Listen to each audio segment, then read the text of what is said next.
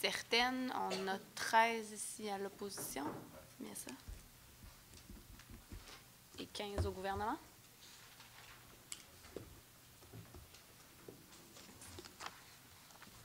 Alors, j'invite le premier ministre à s'avancer pour son premier temps de parole d'une durée de 5 minutes, dont la première et la dernière minute sera protégée. Donc, durant cette période, aucune question ne sera permise. De la même façon que ce matin, si vous avez des questions auxquelles on ne peut pas répondre, en fait, on ne vous répond pas, veuillez les noter et nous les remettre à la fin du débat. Merci, Madame la Présidente. Canadiens et Canadiennes, éminents collègues, nous amenons aujourd'hui une motion qui aurait dû être adoptée il y a déjà plusieurs années par nos prédécesseurs, mais qui, dû à un manque de courage de gestion, a été évitée par ceux-ci. Nous, gouvernement au pouvoir présentement, aurons ce courage de gestion d'amener cette motion. Malheureusement, nous ne pouvons pas retourner dans le passé, nous ne pouvons pas revenir sur des erreurs qui ont été commises dans le passé, mais nous voulons regarder vers l'avant pour avoir un Canada plus prospère.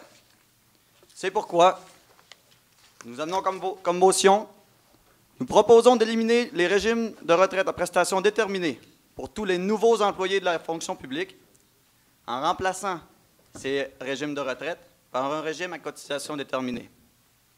Pour être certain de bien encadrer le débat, définissons un peu ce qu'on veut dire par cette motion. Anciennement, on fonctionnait avec un système de retraite à prestations déterminées. Par prestation déterminée, on entend que c'est l'employeur, donc l'État, qui décide du pourcentage que va recevoir à la retraite l'employé. C'est un montant qui est fixé et qui ne fluctue pas avec les fluctuations du marché.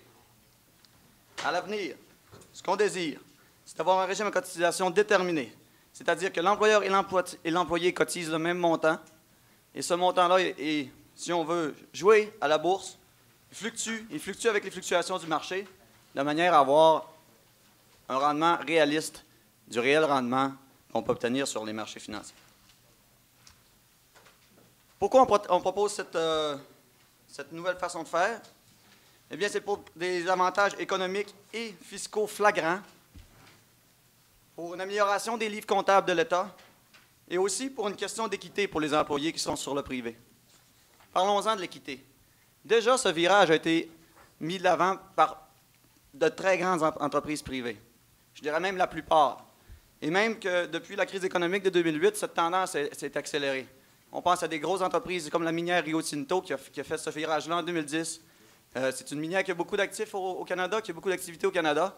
Puis elle a fait ce virage-là. De la même manière qu'on veut le faire, c'est-à-dire pas en étant rétroactif sur les anciens employés qui avaient cet acquis-là, la chance d'avoir une cotisation, une prestation déterminée, dis-je, de leur régime retraite, les anciens employés gardent ce privilège.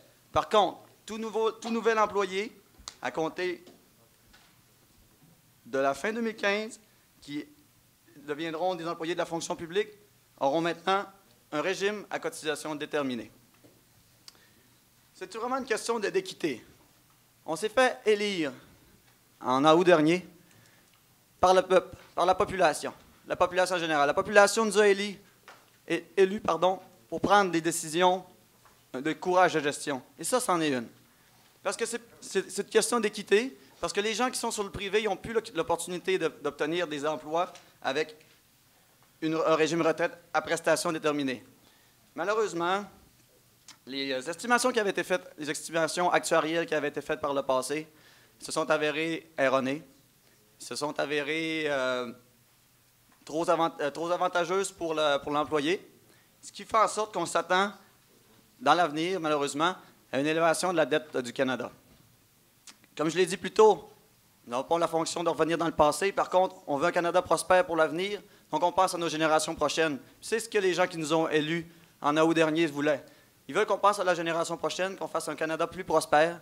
Donc, à l'avenir, un nouvel employé qui adhère à la fonction publique verra son régime de retraite remplacé par une cotisation déterminée.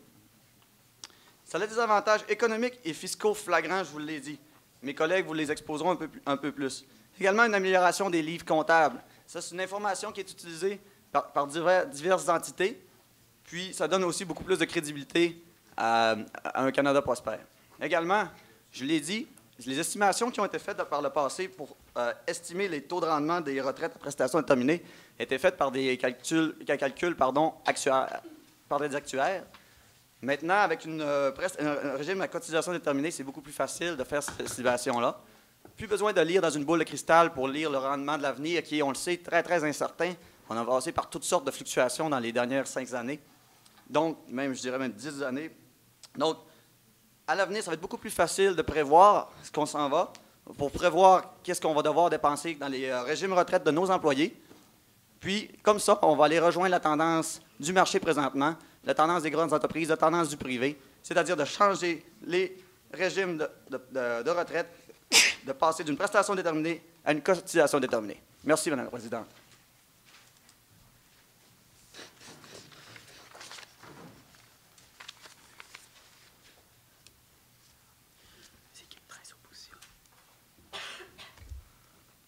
Merci. J'invite maintenant le chef de l'opposition à s'avancer pour une période de 5 minutes, dont la première et la dernière minute sera protégée.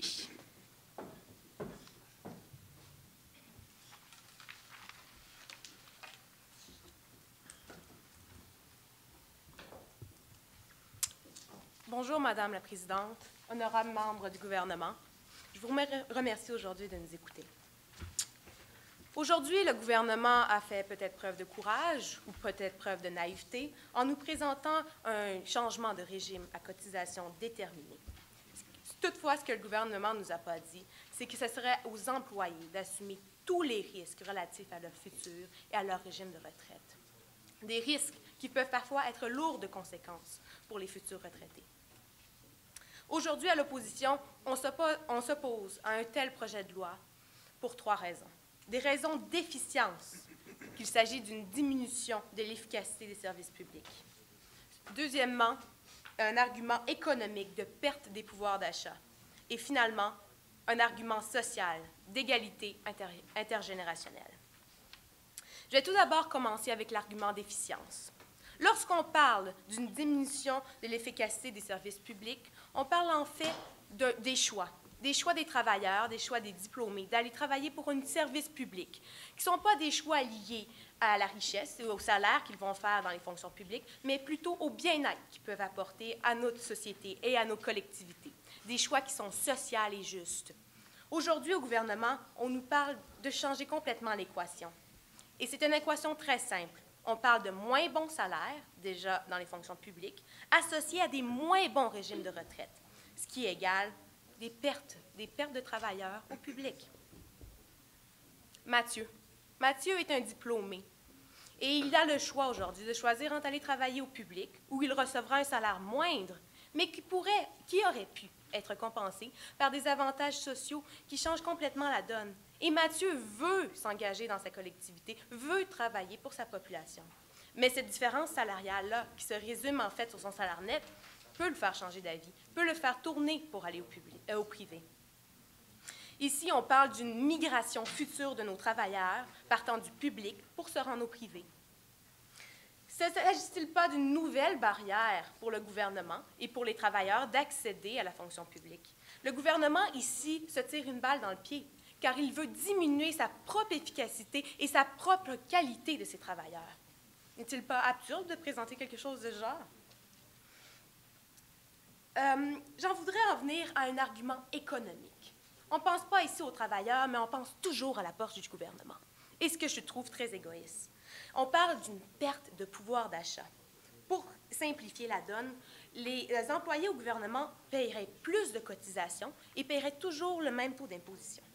En résumé, ce serait une perte de salaire net. À long terme, on parle d'un impact négatif sur l'épargne de retraite, ce qui lie à une diminution de la qualité de vie flagrante.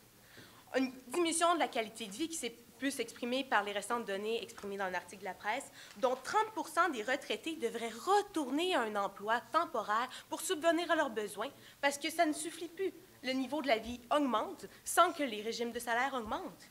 Et quand on parle de 76 % des personnes doivent hypothéquer leur propriété pour vivre de cette hypothèque, n'est-il pas absurde? Et on veut encore diminuer, on veut encore gruger dans ce que la population a, au détriment du gouvernement.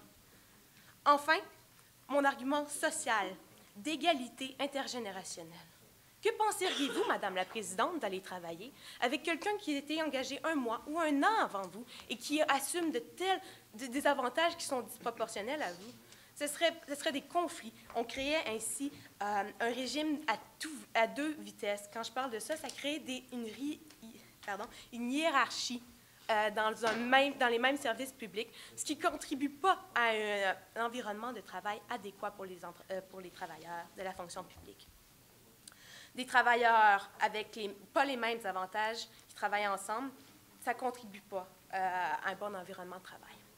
Enfin, aujourd'hui, à l'opposition, on est contre le changement à cotisation déterminée parce que ça revient à l'employé d'assumer le risque. Et le gouvernement ne pense pas au bien-être de sa population et à la qualité de vie à long terme. Bref, l'opposition a 3 arguments.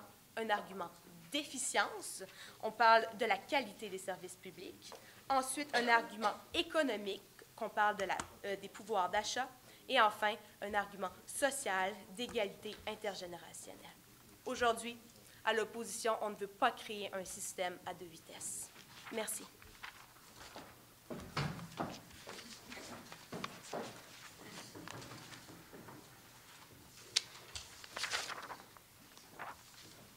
Merci. J'invite le premier représentant du gouvernement à s'avancer pour son droit de parole d'une durée de 3 minutes.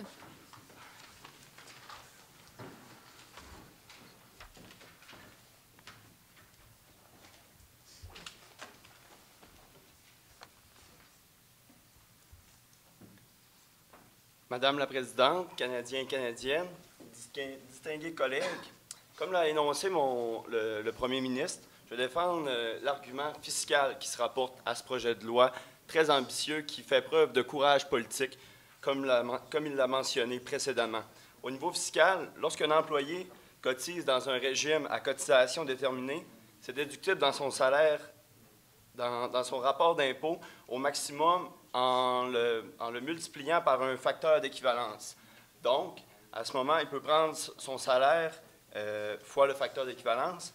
Et si l'employé n'a pas utilisé son maximum déductible, il pourra utiliser le reste de ce montant dans des régimes dans des régimes d'épargne de retraite afin de profiter d'une plus-value fiscale, si je peux m'exprimer ainsi. On a parlé de risques qu'on voulait mettre sur le dos des contribuables, finalement, parce que le risque, quelqu'un l'assume d'une manière ou d'une autre. Ce que l'opposition nous dit, c'est prenez ce risque, mettez-le sur le contribuable, parce que finalement, l'argent qu'on utilise, c'est l'argent des contribuables, Madame la Présidente. De plus, on a parlé d'équité intergénérationnelle. Je ne sais pas si l'opposition sait, mais la dette qui sera causée par ces déficits structurels, la dette, c'est nos enfants qui la payent, c'est les générations futures. Donc, quand on parle d'équité intergénérationnelle, je pense que c'est du côté de l'opposition qu'elle se trouve.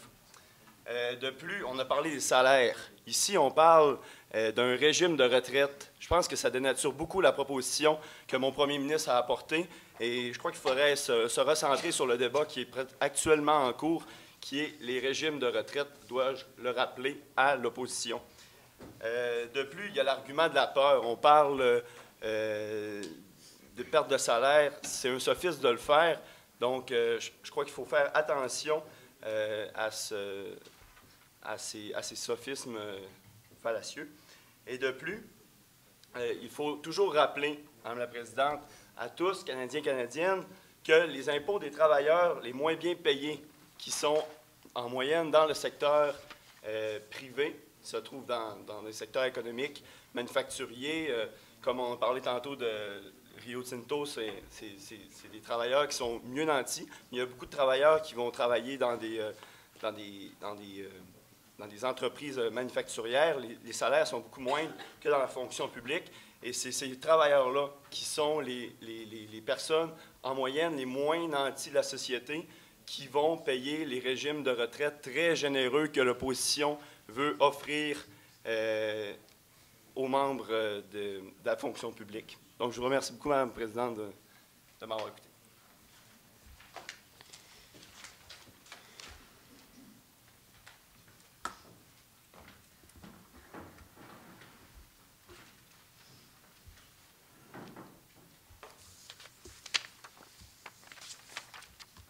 Merci. J'invite le premier représentant de l'opposition à s'avancer pour un droit de parole d'une durée de 3 minutes.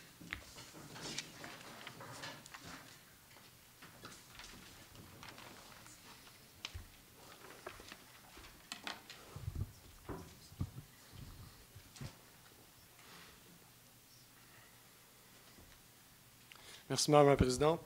Écoutez, aujourd'hui, j'ai les oreilles qui sourcillent à entendre ce que le gouvernement nous présente présentement. Ils disent que c'était une erreur par le passé.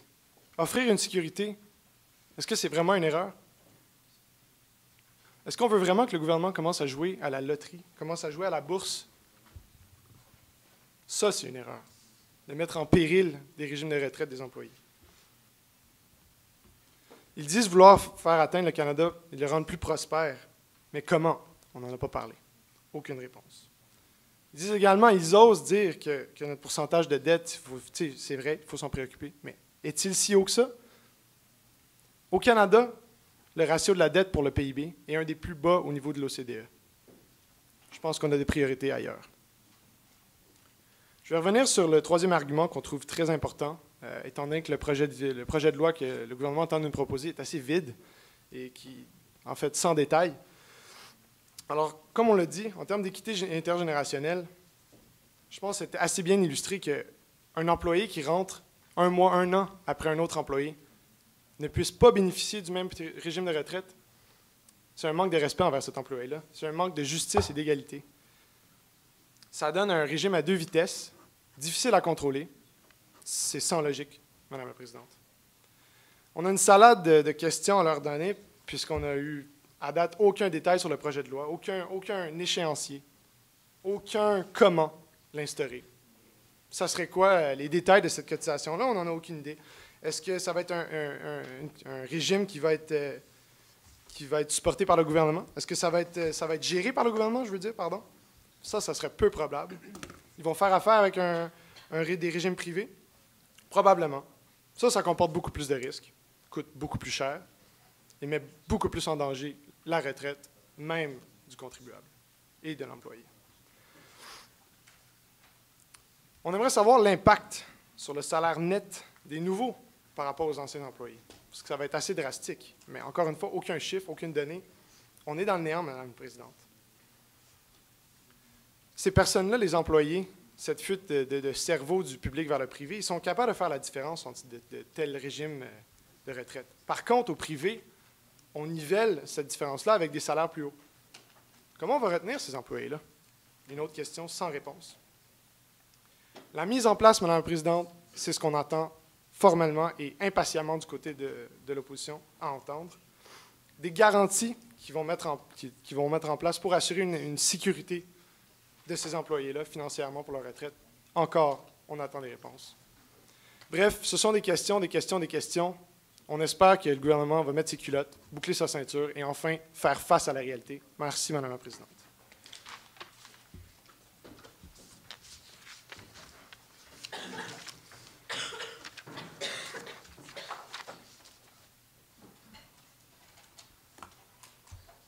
Merci. Alors, j'invite le deuxième représentant du gouvernement à s'avancer pour un temps de parole d'une durée de 4 minutes.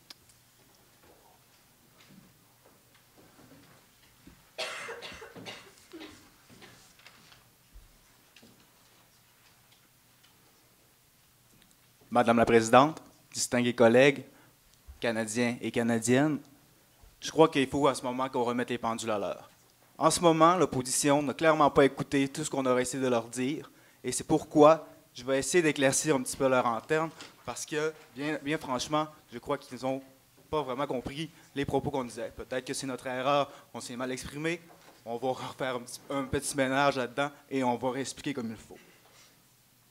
On nous dit ici qu'il n'y a aucun échéancier qui a été déposé. Or, en ce moment, le premier ministre, à sa première élocution, qu'est-ce qu'il a dit? Il a dit qu'il y avait un échéancier pour que tout employé qui allait être embauché à partir de 2015 allait être maintenant un employé qui allait avoir un tel régime parental.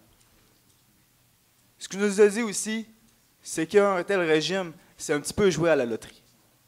J'aimerais rappeler au niveau de l'opposition qu'un tel régime est carrément le contraire de faire la loterie. Pourquoi? Je m'explique. Un régime du genre, aucun argent appartenant à un travailleur canadien ou canadienne ne sera mis dans la bourse, par exemple. C'est au niveau comptable, au niveau fiscal, on ne va pas faire un jeu d'argent avec les montants des régimes de retraite de nos travailleurs et travailleurs. Qu'est-ce qui est un réel coup de dé, comme on peut au casino? C'est encore utiliser un régime de retraite qui est basé sur des prévisions actuaires, des prévisions qui peuvent être clairement erronées. C'est seulement que des formules qui peuvent être clairement très loin de la réalité au final. On va plutôt, ce qu'on peut dire dans l'opposition, c'est que nous, on veut jouer avec les régimes de retraite des employés de l'État. Nous, ce qu'on dit, c'est en ce moment, en laissant à des diseurs de bonne aventure, qu'est-ce qu'il faut faire avec les régimes de retraite de nos travailleurs, on trouve que c'est encore plus un lancer de dés au niveau du casino. Au niveau de la rétention des employés, j'aimerais encore une fois rappeler au niveau d'opposition que c'est pour les nouveaux employés de l'État. Les employés précédents auront encore leur régime de retraite comme ils ont actuellement.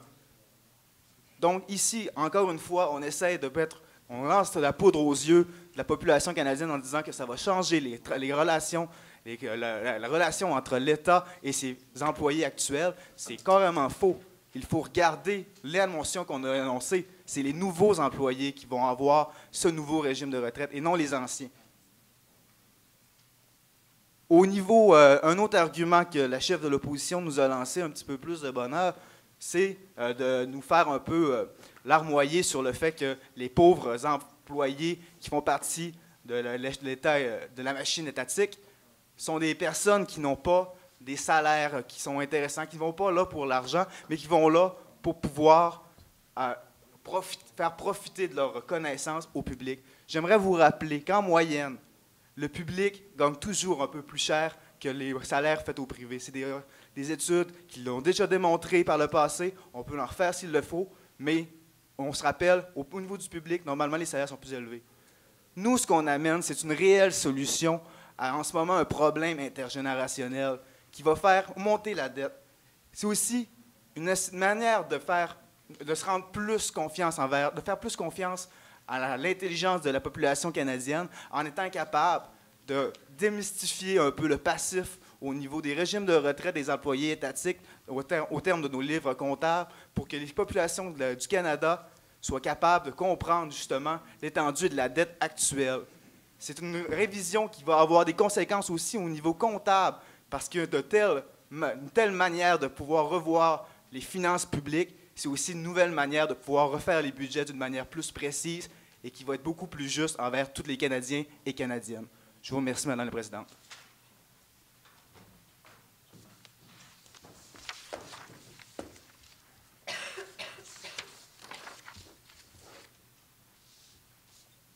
Merci. J'invite le second représentant de l'opposition à s'avancer pour un temps de parole d'une durée de 4 minutes.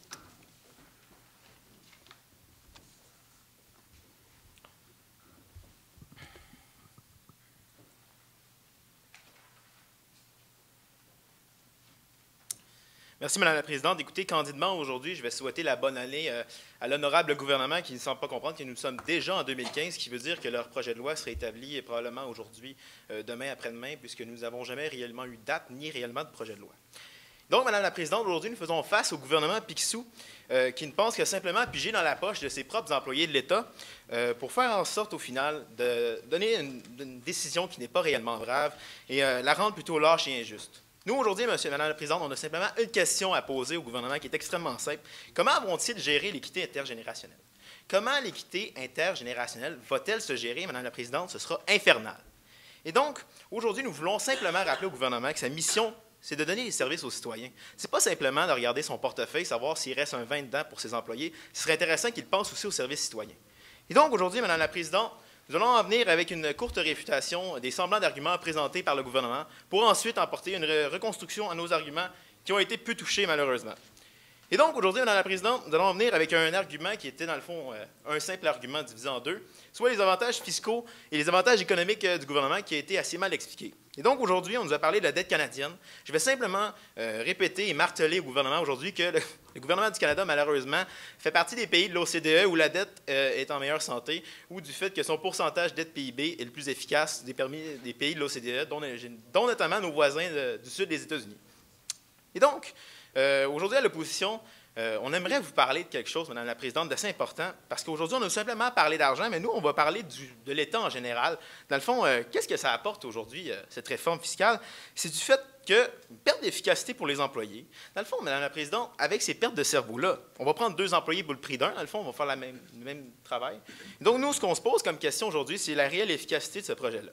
L'exode vers le privé de nos cerveaux, Madame la Présidente, qu'est-ce que c'est d'envoyer nos employés qui étaient efficaces au public, l'envoyer au privé parce qu'ils vont avoir un meilleur salaire? Je les comprends, Madame la Présidente. Moi aussi, si on me coupe mon régime de retraite et qu'on ne me donne pas des salaires compétitifs, la question ne sera pas vraiment à se poser. Je veux simplement aller vers le privé, moi aussi, tout comme étant être humain, j'ai besoin de nourrir ma famille, moi aussi. Et donc, Madame la Présidente, le gouvernement sera simplement moins compétitif face au privé. Et c'est simplement la constatation que nous faisons aujourd'hui à l'opposition. Nous croyons aujourd'hui que c'est un avantage pour l'État, ces régimes de retraite, puisqu'il garde ses employés qui sont justement des perles rares pour notre gouvernement. Et donc, aujourd'hui, nous voulons faire le parallèle entre l'année 2015 et 2016, puisque ça a été plus ou moins compris par le gouvernement parce qu'on ne nous a pas présenté de projet de loi. On ne sait pas si ce projet-là va s'établir demain matin, dans 2 semaines, dans 2 mois, dans 2 ans, dans 5 ans. On nous a dit au cours de l'année 2015, mais l'année 2015 j'ai déjà débuté malheureusement. Et donc, aujourd'hui, la question est à se poser au niveau du 3e argument, puisque nous avons parlé au gouvernement, malheureusement, d'équité par les employés de l'État face au privé. Donc, moi, aujourd'hui, Madame la Présidente, je vais parler pour tous ces Canadiens et tous ces fonctionnaires qui verront leur équité grandement augmenter avec ces coupures. On va parler d'équité, justement, chez Rio Tinto Alcan. On va parler d'un lock-out qui a duré plus d'1 an.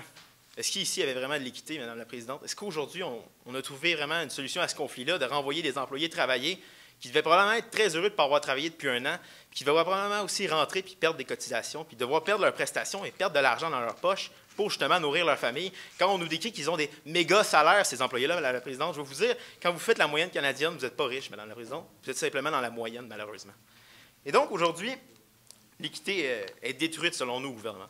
Le gouvernement détruit cette équité. Et aujourd'hui, nous allons vous le prouver par nos 3 arguments qui ont été justement extrêmement efficaces. Premièrement, l'efficience, Madame la Présidente, la perte d'efficacité des services publics. Effectivement, si on coupe nos cerveaux puis on les envoie au privé, malheureusement, on a une perte d'efficacité puisqu'on va devoir engager 2 employés pour le prix d'1. Madame la Présidente, par après, on parle des pertes d'achat et des pertes de pouvoir d'achat pour ces mêmes employés qui se verront justement dérangés par cette baisse de cotisation et qui devront payer plus cher. Et au niveau social, Madame la Présidente, l'équité intergénérationnelle, est-ce vraiment équitable que le 1er janvier 2016, vous devez payer 2 fois plus de cotisations que le 31 décembre 2015? Et donc, Madame la Présidente, aujourd'hui, le gouvernement pense simplement au gouvernement Picsou et malheureusement, nous, à l'opposition, nous sommes franchement opposés. Merci.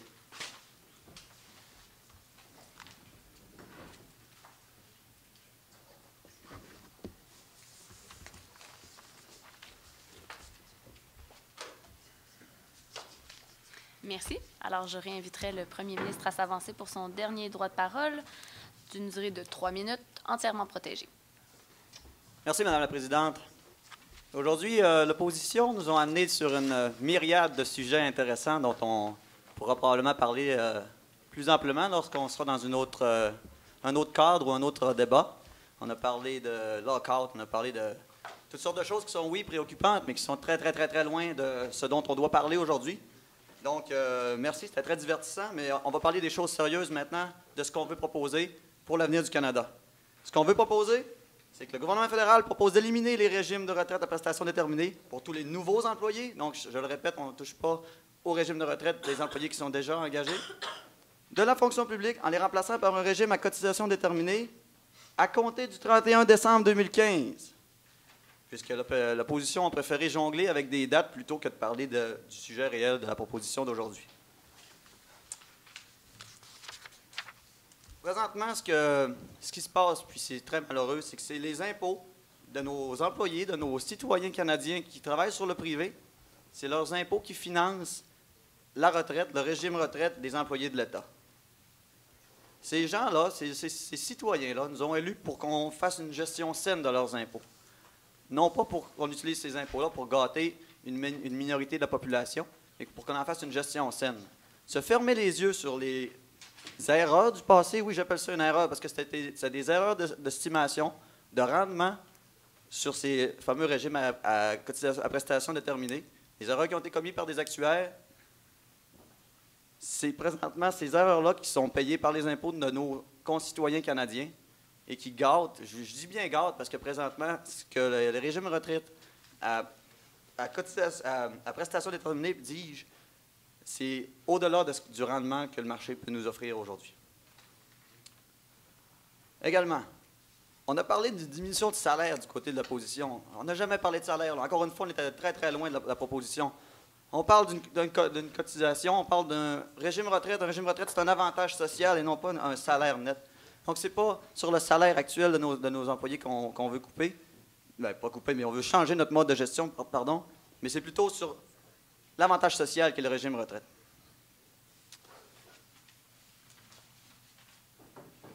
On a amené notre axe argumentaire sur 4 axes principaux. Les avantages économiques et fiscaux flagrants que ce changement de façon de faire amènerait. Pour l'amélioration des livres comptables de l'État et pour une question d'équité avec les autres employés du secteur privé, donc ceux qui nous ont élus. Encore une fois, les gens qui nous ont élus, c'est vous, Canadiens, Canadiennes. C'est vous qui décidez du gouvernement en place. Vous voulez que le gouvernement gère d'une façon saine et d'une façon logique et équitable l'impôt que vous nous versez. Eh bien, ce qu'on vous propose, c'est justement une gestion saine, équitable pour tout le monde, pour amener un régime retraite qui est plus réaliste. Pour toutes ces raisons, Madame la Présidente et chers Canadiens et Canadiennes, nous demeurons fermement convaincus que cette motion doit être adoptée dans les plus brefs délais, soit le 31 décembre 2015. Merci beaucoup.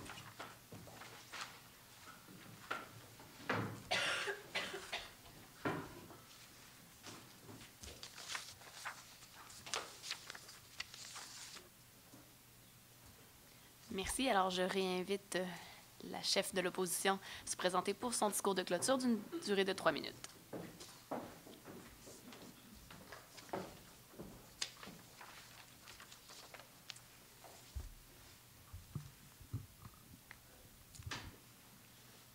Madame la Présidente, honorables membres du gouvernement, je cite le gouvernement aujourd'hui. Nos pauvres employés. En effet, chaque jour qui passe et en ce début 2015, j'imagine qu'ils seront un peu plus pauvres. Aujourd'hui, le gouvernement nous a proposé de détruire les prestations fiscales pour des raisons économiques, pour des raisons de livre d'État et pour des raisons d'équité. Eh bien, aujourd'hui, à l'opposition, nous allons revenir sur ces arguments et démontrer l'incohérence de ce projet. Tout d'abord, économique, on parle de dette cumulative flagrante.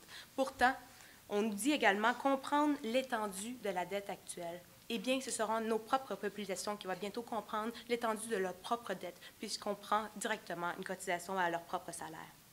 On nous parle de livre d'État et de quelqu'un qui doit assumer le risque. Eh bien, est-il mieux de donner la responsabilisation du risque à notre population ou le gouvernement ne devrait-il pas prendre la responsabilisation de ce risque? N'avons-nous pas élu un gouvernement pour assurer que nous serons plus sécures et que notre avenir en tant que pays et population sera plus sécure? Eh bien, il semble aujourd'hui que non. Notre gouvernement ne veut pas nous sécuriser, il veut nous transmettre le risque à la population. Enfin, lorsqu'on parle d'équité publique-privée, il nous dit qu'il veut revenir à cette équité-là. Pourtant, je ne vois aucune équité lorsqu'on enlève des avantages et je voudrais d'abord aussi vous faire comprendre qu'au privé, les salaires sont ajustés en fonction des cotisations pour demeurer compétitifs. En décidant de prélever une cotisation publique, nous n'avons aucune équité publique-privée. Bref, aujourd'hui, à l'opposition, nous sommes fermement convaincus de l'incohérence d'un tel projet pour la sécurité, pour le bien-être et la qualité de vie de notre population. Il est du devoir du gouvernement de protéger et d'assurer, et c'est pourquoi il a été élu, et non le contraire. Lorsqu'un gouvernement pense plus à ses poches, pense plus à son portefeuille qu'au bien-être des gens qu'il représente, il y a définitivement un problème. Et c'est ce à quoi l'opposition essaye de démontrer. Pour des arguments d'efficience, car nous allons vraiment perdre une qualité des services publics et l'efficience de nos services publics. Quand on pense aux personnes qui vont définitivement avoir des problèmes lors de leur retraite, des problèmes financiers à cause de ces prestations, ne devrait-on pas agir? Ne devrait-on pas empêcher un changement radical? Pour des raisons économiques de perte de pouvoir d'achat, car oui, les cotisations sont prises à même les salaires des employés, ce qui fait une perte de salaire net. Et à long terme, ce sera une perte de la qualité de vie de notre population. Enfin, un argument social d'égalité intergénérationnelle qui est beaucoup plus important que nous pensons et ce qui fait que notre population et notre société est cohérente et collective. Merci.